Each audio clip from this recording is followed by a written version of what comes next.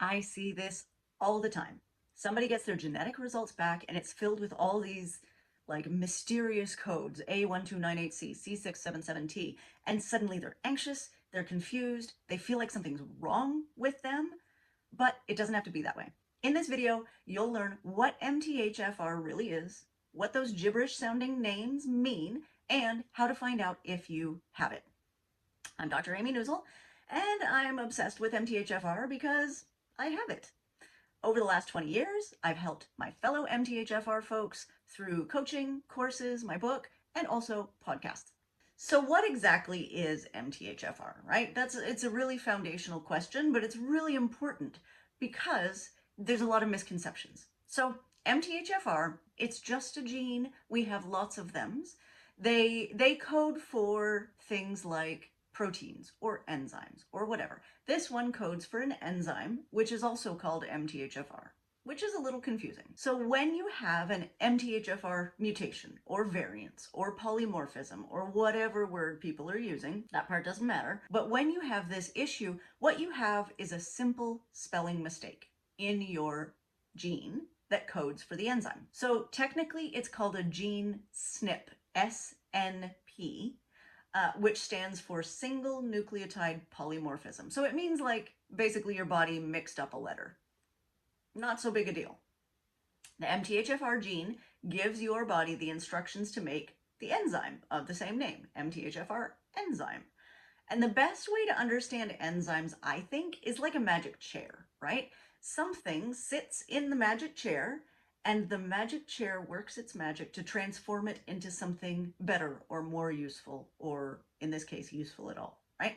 And so what this magic chair does, folate in all of its various forms, so there's lots of natural folates, there's folinic acid, and there's folic acid, they sit down in that chair and the chair transforms them into active folate. It basically makes that chemical process to go from inactive to active much faster, right? So that's the whole point of the MTHFR enzyme. Makes it fast. So in the magic chair analogy, it basically means folate, like the initial forms of folate that sit in the chair, they can't do anything on their own. They're not actually useful to the body, right? They're useful only because they're a precursor to the active form, which is 5L methyltetrahydrofolate.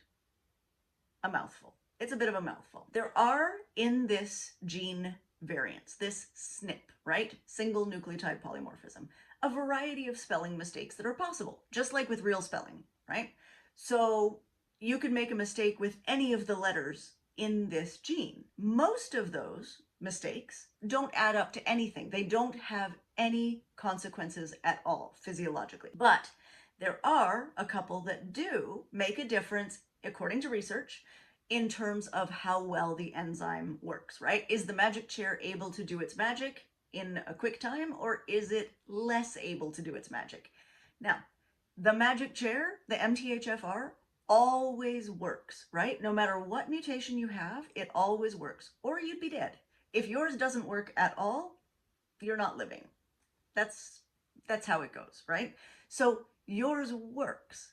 It's probably just slower than average. The two spelling mistakes that make the biggest difference, according to research, right? According to our knowledge now, and our knowledge will evolve over time, but the two that make the biggest difference are C677T and MTHFR A1298C. Now, if you're new to MTHFR, a lot of this sounds like gibberish, right? If you need some support or some information, join my mailing list. There's a link in the video description. I try to send little bits each week that are either simple or actionable. The email itself, very straightforward, and then you can read more if it's something that really feels like it applies to you. Okay, so I mentioned that there are two mutations that matter, and that they're these gibberish C677T and A1298C things. But what does that even mean, right? Why all the numbers and letters? Okay, so genes are like big long strings of letters, often 10,000, even 30,000 letters long. It's a lot of letters, right?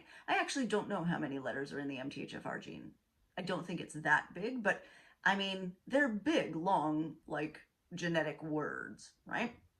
So it leaves a lot of room for spelling mistakes.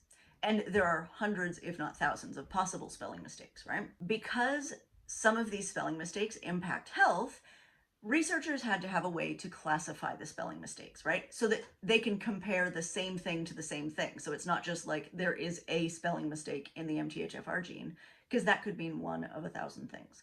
So C677T and A1298C are the classifications of these two most impactful spelling mistakes.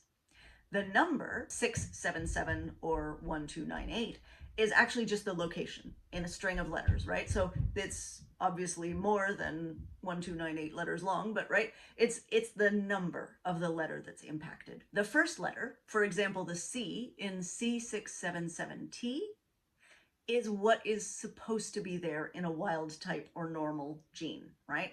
So when you're supposed to have a C, which is cytosine, in fact, you have a T, which is thiamine, right? The A in 1298C means you're supposed to have an adenine, right? The C means you don't. You got a cytosine, right? So the letter at the end is basically the nucleotide that's actually there. So it's what's supposed to be there, the location number, right? So the C is what's supposed to be there. The location 677 is the where this problem is located, and then the T is what's actually there, right? So it's a way of identifying the problem to other researchers so that we can compare apples to apples when we're looking at human data, right? So we can't compare necessarily other MTHFR mutations to each other because it's just not the same thing, right? It's not the same spelling mistake. It's not the same error. So by naming the mutation this way, we can actually do research that has some meaning, right? It's not just comparing random things to random things. We're actually comparing the same thing to the same thing. These two spelling mistakes, which I like to call mutations just because I like the word mutant, right? It makes me think I might one day get eyeball laser beams or like control over the storms. It's probably not going to happen, but you know, I'd like it if it did.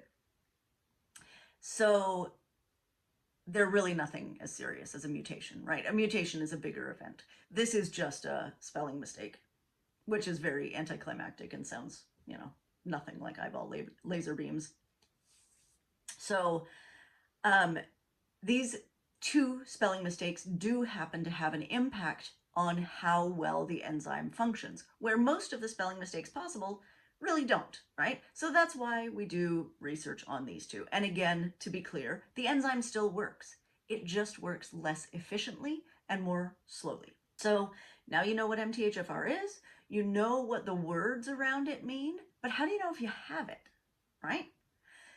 So the only way to know for sure is to test your genes. That's the number one proof positive. Here is your result. I like using big popular genetic tests like 23andMe or Ancestry because you get so much information for a reasonably low cost. Your doctor can also run a test for MTHFR, but they usually only do it under particular circumstances. And those are, if you have a clotting disorder, they will often run it. Multiple pregnancy losses, they will sometimes run it. Or if you have treatment-resistant depression or anxiety, or you're trying to find a antidepressant or anti-anxiolytic that it will actually work for your genetics. Also, the medical tests really only test the MTHFR gene, right? That's the only gene they look at. You don't get the rest of your data with the medical tests. So I actually prefer the popular tests. Because there's a lot of genes that interact with MTHFR and that relate to MTHFR and how impactful it's going to be on you as a human.